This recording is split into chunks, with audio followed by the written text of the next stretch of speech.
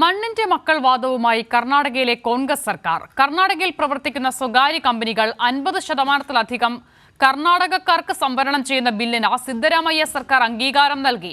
Management ജോലികളിൽ 50%-വും non management ജോലികളിൽ 70%-വും കന്നഡക്കാർക്ക് ഉറപ്പുവരുത്തണമെന്നാണ് bill വ്യവസ്ഥ ചെയ്യുന്നത്. ബില്ലിനെതിരെ വലിയ വിമർശനമാണ് സോഫ്റ്റ്വെയർ കമ്പനികളുടെ കൂട്ടായ്മയായ നാസ്കോം ഉൾപ്പെടെ ഉയർത്തുന്നത്. ഇന്ത്യൻ നാഷണൽ കോൺഗ്രസ് ഭരിക്കുന്ന കർണാടകയിലാണ് വേർതിരിവിന്റെ പുതിയ അധ്യായം രചിച്ചിരിക്കുന്നത്.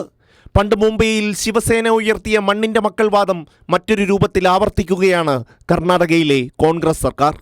അധികാരം ഉറപ്പിക്കാനുള്ള വ്യഗ്രതയിൽ പ്രാദേശികവാദത്തിന് തിരികൊളുത്തുകയാണ് കോൺഗ്രസ്. സ്വകാര്യ മേഖലയിലെ താഴ്ന്ന തസ്തികകളായ ഗ്രൂപ്പ് CD തസ്തികകളിൽ 100%-വും പ്രാദേശിക സംവരണം നിർബന്ധമാക്കുന്ന ബില്ലാണ് കർണാടക നിയമസഭ പാസാക്കാൻ പോകുന്നത്. മാനേജ്മെൻറ്റ് തസ്തികകളിൽ 50%-വും മാനേജ്മെൻറ്റ് ഇതര തസ്തികകളിൽ 75%-വും കർണാടകക്കാരെ നിയമിക്കണമെന്നും ബില്ലിൽ പറയുന്നു. തിങ്കളാഴ്ച മന്ത്രിസഭായോഗം ചേർന്ന് ബില്ലിന് അംഗീകാരം നൽകി. തൊഴിൽ നിയമം പാലിക്കുന്നതിൽ പരാജയപ്പെടുന്ന സ്ഥാപനങ്ങൾക്ക് 10,000 രൂപ മുതൽ 25,000 രൂപ വരെ പിഴ ഈടാക്കാമെന്ന് ബില്ലിൽ വ്യവസ്ഥ ചെയ്യുന്നു. അതേസമയം ബില്ലിനെതിരെ രൂക്ഷ വിമർശനമാണ് ഉയരുന്നത്. ഇന്ത്യയുടെ എല്ലാ ഭാഗത്തു നിന്നുമുള്ള ആൾക്കാർ പണിയെടുക്കുന്ന ബാംഗ്ലൂരിലെ IT മേഖലയിൽ ഈ നിയമം വലിയ പ്രത്യാഘാതമുണ്ടാക്കുമെന്ന് ഇവർ ചൂണ്ടിക്കാട്ടുന്നു.